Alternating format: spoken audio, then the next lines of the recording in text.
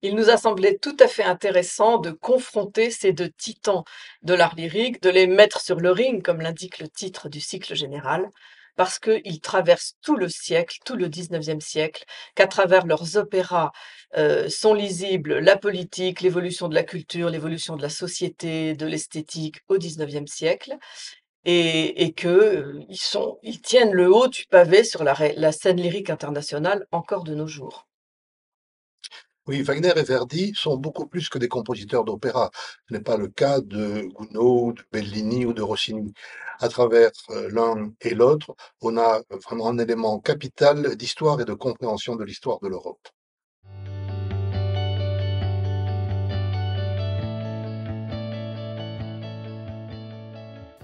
Nous allons alterner les compositeurs. Moi, je vais commencer par une introduction à l'écoute de Wagner, parce qu'on entre dans le monde wagnérien avec quelques initiations préalables, quelques clés d'écoute que je vais m'efforcer de donner lors de la première conférence. Et Jacques présentera les opéras de jeunesse de Verdi. Et puis après, à tour de rôle, nous allons présenter les grands opéras de ces deux compositeurs à travers plusieurs thématiques. Alors évidemment, il faut parler d'abord de la musique. La musique, c'est d'abord la forme, comment va évoluer le genre opéra chez Verdi, chez Wagner. Tous les deux vont amplifier considérablement la forme. Et chez Wagner, on aura même un opéra durchkomponiert, c'est-à-dire composé de bout en bout avec des scènes très longues qui suivent une action dramatique très lente. Chez Verdi, on va garder l'opéra en numéros séparés, en actes et en scènes, et petit à petit, on évoluera vers cet opéra continu, cette musique qui colle à la mise en scène et à l'action théâtrale. Le deuxième point, c'est le traitement de la voix. Il est très différent chez les deux compositeurs. L'un est du Nord et va nous donner un orchestre océan où sont plongées les voix, comme des poissons multicolores, mais toujours noyés dans la masse orchestrale, avec une écriture qui va évoluer du lyrisme romantique de Weber, de Meyerbeer, de Gounod, à cet arioso qui est à mi-chemin entre la voix parlée et la voix chantée. Là, je parle de Wagner. Et chez Verdi, on aura toujours cette mélodie dominatrice qui sera sur le devant de la scène et qui sera portée par un orchestre tapis rouge qui est là pour la mettre en valeur. Même si, avec le temps, et là je passe au traitement de l'orchestre, Verdi va évoluer vers un orchestre signifiant comme Wagner.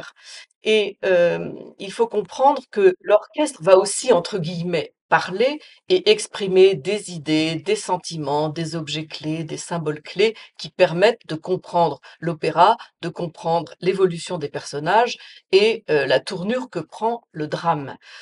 J'ajoute que chez Verdi, on aura toujours aussi une attention à porter à l'évolution psychologique des personnages, comme par exemple la Traviata, qui est le seul personnage de tout l'opéra et que Verdi dépeint du début jusqu'à la fin dans son évolution de statut de courtisane à une femme sanctifiée qui meurt comme une sainte parce qu'elle aura sacrifié son amour pour Alfredo.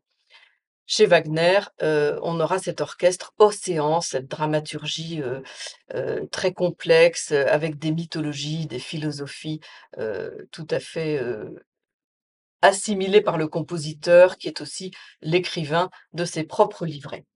Alors il faut bien imaginer que l'opéra, c'est d'abord du théâtre musical. Et le rapport au théâtre musical chez l'un et chez l'autre est très différent. Chez Verdi, on part du mélodrame romantique.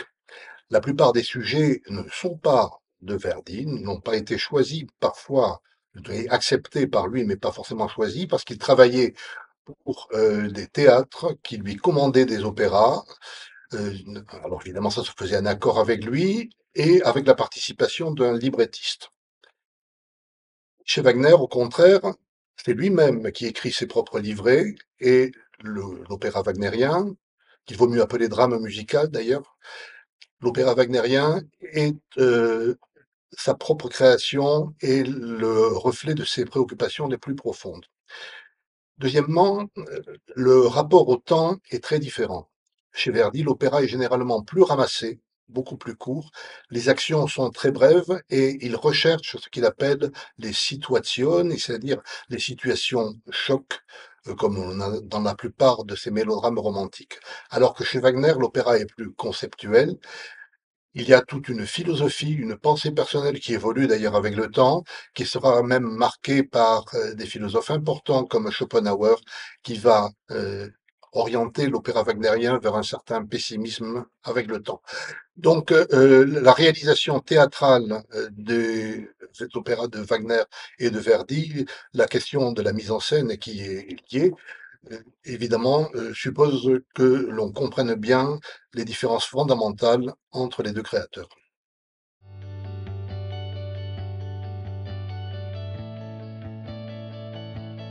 Chez Verdi, on pourrait écouter Nabucco, Rigoletto, La Traviata, La Force du Destin et Don Carlos. Et chez Wagner, un opéra romantique de la première époque, Lohengrin par exemple, et puis le Tristan et Isolde, Tristan und Isolde, et qui est peut-être le sommet et en tout cas tout ce qu'il y a de plus original dans la création wagnérienne.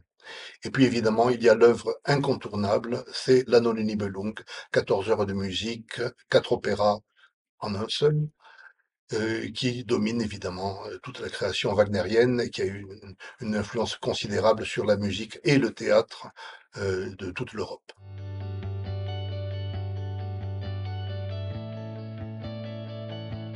L'ouvrage Tout Verdi, aux éditions Robert Laffont, collection bouquins, auquel a contribué mon collègue Jacques Bonheur.